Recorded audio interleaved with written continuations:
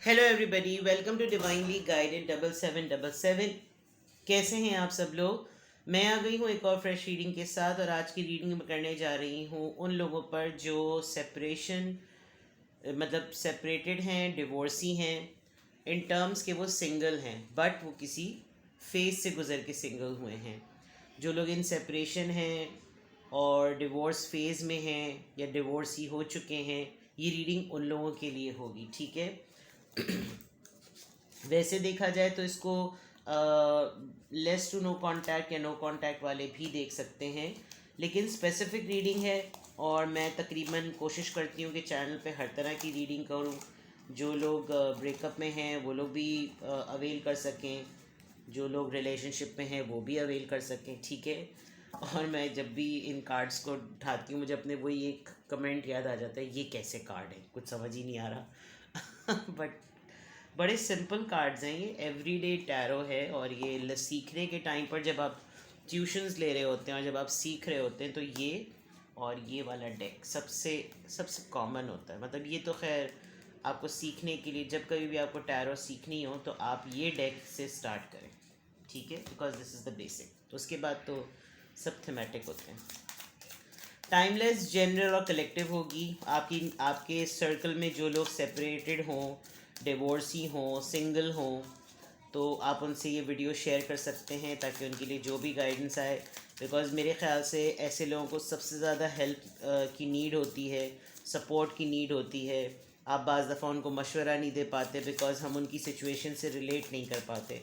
मैं तो खैर बहुत सारे सेपरेटेड लोगों से डील करती हूँ, और फ्रेंड सर्कल में भी बहुत से ऐसे लोग हैं, रिलेटिव्स भी हैं, तो आसानी होती है। बिकॉज़ कभी भी सबसे, यानी आप ये समझ लीजिए कोई अच्छी चीज़ नहीं हुई होती, बट मुश्किल फेज़ होता है। तो आपके सर्कल में अगर कोई ऐसा इंसान हो जो कि सेपरेशन से गुज़र रहा है, डिवोर्सी है, you can share this video with them, ठीक है। Let's see. जो लोग सेपरेशन में हैं, डिवोर्सी हैं, please give us cards. The magician, the lovers, wow, major arcanas, 3 of Cups, wow, very nice. Well, देखें, आपका टाइटल आपको बड़ा सीरियस और इंटेंस लग रहा होगा, लेकिन आपकी रीडिंग बहुत अच्छी आई है। फर्स्ट 3 कार्ड्स अगर मैं आपके देखूं तो आप इस वक्त अपनी लाइफ में एक रिलेशनशिप को एक्सपीरियंस कर रहे हैं। आपकी लाइफ में आप सेपरेटेड हैं, सिंगल हैं, डिवोर्सी हैं, लेकिन आप एक अच्छा हेल्दी रिलेशनशिप मैनिफेस्ट कर रहे हैं। अच्छा, मुझे बहुत स्ट्रॉन्ग फीलिंग ये आ रही है कि अगर आप वो हेल्दी रिलेशनशिप मैनिफेस्ट कर रहे हैं लेकिन अगर आपको अभी वो रिलेशनशिप नहीं मिल रहा, तो उसकी अच्छी बात ये है कि आप अपने फ्रेंड्स में इस वक्त अपनी लाइफ को फ्री स्पिरिट वे में एंजॉय कर रहे हैं। आप इस वक्त बहुत ज़्यादा पार्टी मोड में हैं, और इस पार्टी मोड में आप अपनी वो मेमोरीज़ रिकॉल कर पा रहे हैं जो आपने अच्छी गुजारी। बहुत सारे लोगों का मुझे सेपरेशन में होने के बाद एक सेपरेटेड वे में रियूनियन नज़र आ रहा है, जो मैं देख रही हूँ कि आप डाइवोर्स लेने के बाद, सेपरेट होने के बाद, ब्रेकअप में होने के बाद एक दूसरे से मिल रहे हैं और बहुत अच्छे फ्रेम में हैं। शायद ये हो सकता है कि आप उस ब्रैकेट से निकल गए जो कि एक ऑफिशियल ठप्पा था in terms of being a partner as husband और वाइफ, या फिर एक इंगेजमेंट या फियांसे के तौर पर, या आप लेबल्ड थे कि आप इसकी वजह से जाने चाहते हैं कि आप इससे कमिटेड हैं। जब आप उस ब्रैकेट से निकल गए तो अब आप निकलने के बाद दोबारा यूनियन में हैं तो आप बहुत इन्जॉय कर रहे हैं, वरना स्ट्रेट अवे आप अपनी लाइफ में इस वक्त वो तमाम चीज़ें हासिल करना चाहते हैं जो आपने शायद सेपरेशन से पहले और डिवोर्स से पहले नहीं हासिल की। और एक टॉक्सिक रिलेशनशिप था, वो निकल गया, और उसके निकलने के बाद आप अब जिस तरह की फॉर्म में हैं उसमें आप एक बेटर पोजीशन में हैं कि भाई लव को भी कैसे हैंडल किया जाए। मोहब्बत अगर दोबारा ज़िंदगी में आए, रिलेशनशिप दोबारा ज़िंदगी में आए, कोई पार्टनर अगर दोबारा ज़िंदगी में आए, तो आप पर्सन से ज़्यादा डिवाइन कॉलिंग पर वेट कर रहे हैं। आपको लग रहा है कि अब जितने एक्सपीरियंस मिले हैं उनकी बेसिस पर अब बहुत समझदारी से कदम उठाओ और ऐसा अब यानी थोड़ी सी आपकी एक हैरान कुन फीलिंग भी है कि ऐसा कैसे हो सकता है कि एक रिश्ता छोटा नहीं कि दूसरा तैयार खड़ा हुआ है। कोई पर्सन तो यहाँ पर बिल्कुल ऐसा है जो कि आपके टूवर्ड्स बहुत ज़्यादा अट्रैक्टेड है। आपको ये लग रहा है कि शायद आप सेपरेशन मोड में आए ही शायद इस वजह से हैं ताकि आपकी लाइफ में ये रिश्ता आ जाए। और प्लस ये आपको अपने फ्रेंड्स के थ्रू मिलता हुआ भी लग रहा है। आपके कुछ फ्रेंड्स ने ये कोई कंपनी या कोई पार्टी अरेंज की है जहाँ आपके लिए ये प्रपोज़ल रेडी हो जाए। इस पर्सन ने आपके फ्रेंड से कांटेक्ट किया है कि जैसे आपको मीट करने के लिए, देखने के लिए, मिलने के लिए आपसे कोई सिनेरियो क्रिएट हो। लेकिन बहुत हद तक मुझे सेपरेशन वाले लोगों की लाइफ में लव वाइब्स नज़र आ रही हैं। ठीक है, कुछ किसी लोग कोई कमेंट कर रहा था कि मेरी आवाज़ क्लियर नहीं हो रही, आवाज़ गूंजती है। तो मैं मतलब उनको हेडफोन्स लगाने पड़ रहे हैं। मैं इतनी ज़ोर से बोलती हूँ कि आई एम सरप्राइज कि आपको हेडफोन्स लगाने पड़ते हैं। अगर मैंने माइक लगा लिया तो लगेगा मैं आपके कान में बैठ के रीडिंग कर रही हूँ। तो प्लीज़ आप अपना हेडफोन्स चेक कर लें, आप अपना हैंड्स फ्री चेक कर लें, आप अपना मोबाइल की सेटिंग चेक कर लें, क्योंकि मैं बहुत लाउड बोलती हूँ और आवाज़ इसलिए गूंजती है कि फ़ैन बंद होता है। ठीक है, चलें जी, मैं बेचारे सेपरेशन वालों की रीडिंग कर रही थी, बीच में माइक कूद पड़ा।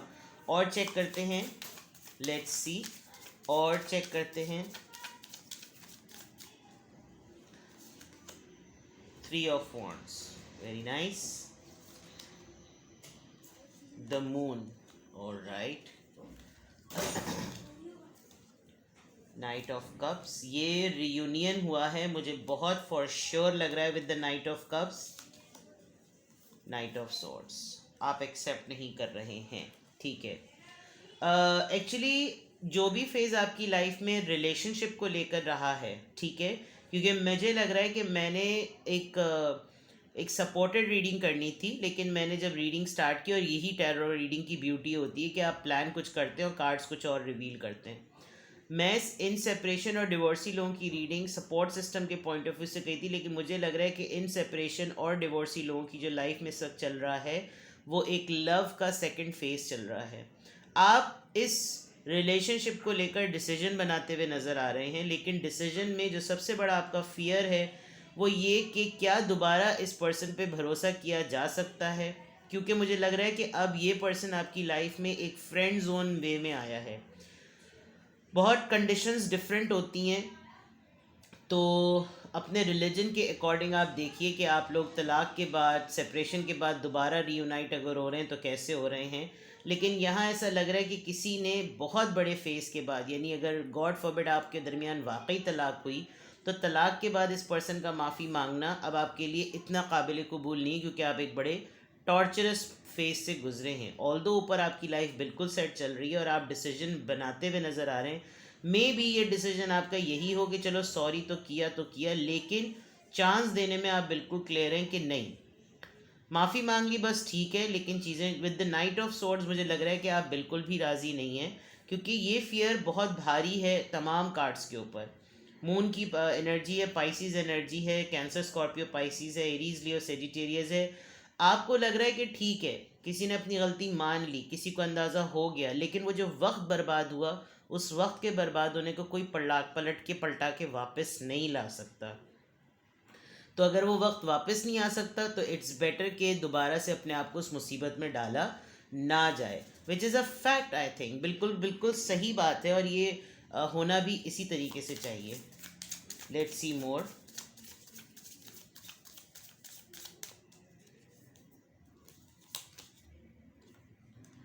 Eight of pentacles, justice, 5 of cups, the star.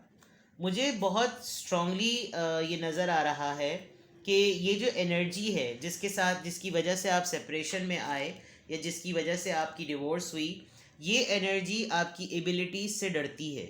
आपकी एबिलिटीज़ ऐसी हैं कि आप अपने आप को, अपना माइंड शिफ्ट करने के लिए, अपने आप को इस पर्सन की तरफ आपका ध्यान ना जाए, आपके पास बहुत से ऐसे टास्क हैं जिसमें आप अपने आप को बिज़ी कर सकते हैं। इस बंदे का या बंदी का आपके पास वापस आना, आपसे माफ़ी मांगना, आपके लिए ऊपर वाले की तरफ से भेजा गया है, लेकिन आप जो हैं इसकी माफ़ी की उम्मीद को नहीं देख रहे। आपके सामने जो आपका दिल टूट चुका है, जो आपका भरोसा टूट चुका है, आप उस तरफ नहीं जाना चाहते। इस एनर्जी में बड़ी मुश्किल से आप आए हैं जो टॉप पे आई है। और ये जो दो कार्ड्स आए हैं एक्वेरियस और टॉरस वर्गो कैप्रिकॉन के, यानी कि 8 ऑफ पेंटिकल्स और एक्वेरियस के, इसमें आने में जो कुछ आपने झेला है, आप इसकी अपॉलोजी की वजह से अपना फेस बदलना नहीं चाहते, which is a fact, I must say. तो अगर मैं वो मज़ीद अगर इसको एक्सटेंड करूँ, मुझे लग रहा है कि जिससे आपकी सेपरेशन हुई, जिससे आपका ब्रेकअप हुआ, उसी पर्सन ने कंप्लीट फेज गुजारने के बाद मेजर रियलाइज़ किया कि यार मुझसे क्या गलती हो गई। अब इनका लाइफ में आपकी वापस आकर आपसे माफ़ी मांगना और हर उस बात की माफ़ी वर्ड टू वर्ड मांगना, लेकिन आपका इनको कट कर देना और फिर ये देखना कि आप इनके माफ़ी से पिघल भी नहीं रहे। क्यों? क्योंकि आपके पास एक्टिविटी बड़ी कंस्ट्रक्टिव है और उस कंस्ट्रक्टिव एक्टिविटी की वजह से आपका बिल्कुल भी ध्यान नहीं है कि आप इस चीज़ को देखें कि आपके पास ऊपर वाले ने वक्त पलटाया। आपको लग रहा है कि ये तो होना ही था, लेकिन हो जाएगा ये आपको नहीं पता था। शायद इस एनर्जी से रिलेटेड वो तमाम लोग भी आपके लिए अपोलोजाइज फील करते हैं जो इस पूरे हिस्से का पार्ट बने। होता है जब डिवोर्स या सेपरेशन हो रही होती है तो देख से ज़्यादा चमचे भी गर्म हो जाते हैं, और ये बिल्कुल जो है वो बात बिल्कुल ठीक है, क्योंकि इंसान की तो फितरत वही है कि जब मोहब्बत नहीं मिले तो सब्र नहीं होता, और जब मिल जाए तो कदर नहीं होती। तो ये वो वाली बात है, लेकिन जो कुछ भी हुआ ठीक नहीं हुआ। सही है। लेट्स सी लास्ट लाइन मैं इसकी निकालती हूँ, फिर मैं दूसरे डेक से चेक करूँगी।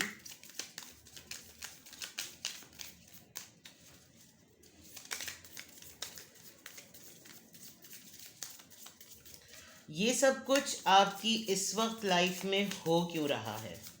Let's take cards. Ace of swords, ठीक है। 9 ऑफ पेंटिकल्स, ठीक है। बिल्कुल क्लियर आंसर्स आ रहे हैं। The high priestess, beautiful. Strength, okay, wow. दो तीन मोटी मोटी बातें। एक तो ये कि ये सब कुछ आपकी लाइफ में इस वक्त क्यों हो रहा है, ये उस वक्त क्यों नहीं हुआ। सबसे अहम बात, आप फाइनेंशियली बड़े स्टेबल पर्सन हैं। आपको छोड़ने वाले पर्सन को अच्छी तरीके से पता है कि आप हैं ऐसे कि आपकी तरफ कोई भी आ सकता है। एंड आई थिंक जिस स्ट्रेंथ के साथ आप अपनी इंडिपेंडेंट लाइफ गुजार रहे हैं और जितने इंट्यूटिव आप हैं, there is a strong possibility कि आप ये सेंस कर सकते हैं कि अभी आपसे बात अगली करेंगे क्या। इनफैक्ट आपने इनका कम बैक पर ये सेंस कर लिया था कि तमाम चीज़ें जो इनकी हरकत और सकनात ऐसी ही हैं और ये होने वाला है। आपने शायद रो के दुखी अंदाज में बद्दुआ के साथ टूटे हुए दिल के साथ ये कही होगी बात, और वो ये यूनिवर्स ने पकड़ ली कि वक्त पलटेगा और चुन्नी बाबू तुम देखोगे। ये वो वाली चीज़ हुई है। क्लैरिटी मिली है। आपका डिवाइन टाइम चल रहा है, आपका वक्त चल रहा है। आपके लिए कार्मिक पैटर्न रिपीट हुआ है कि जो उस वक्त आपके साथ हो रहा था उसमें सब ऑडियंस बने हुए थे। अब जब ये चीज़ों में आपके साथ जब जुल्म हुआ, जब आप सेपरेशन से गुजरे, जब आपके साथ डिवोर्स हो गई, जब आप सिंगल हो गए, अब जिस सिंगल होते हुए आपने अपने आप को ग्रो किया with the strength, high priestess, 9 of pentacles and all these beautiful cards, I think आपने अकेले तमाम लेबल्स के बाद ये बात प्रूफ की कि आप एक इंडिविजुअल स्ट्रॉन्ग पर्सन हैं, और इस वजह से ये कम बैक भी है। तो ये सब कुछ क्यों हो रहा है?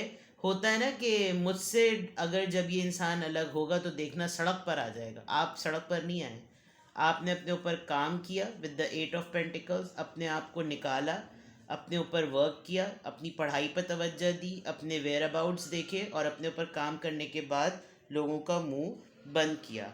अब जो लोग पहले आपको सेपरेशन में देखने के बाद या डिवोर्स में देखने के बाद जिन्होंने दिल पकड़ ली थे कि हाय अब इसका भी ख़र्चा उठाना पड़ेगा, आई थिंक अब आप बहुत सारे लोगों का ख़र्चा उठा रहे हैं और बहुत सारे लोगों के लिए आप ब्रेड अर्नर हैं। तो इससे अच्छी बात कोई और हो नहीं सकती। हाँ, वो लोग भी फिर पलट के वापस आ जाते हैं जिन्होंने आपको इस सेपरेशन फेज़ में धकेला, और फिर वो आपकी सेटल्ड लाइफ का हिस्सा बनने लगते हैं कि अच्छा किया तो हमने किया, बुरा किया तो तुमने ही कुछ किया होगा।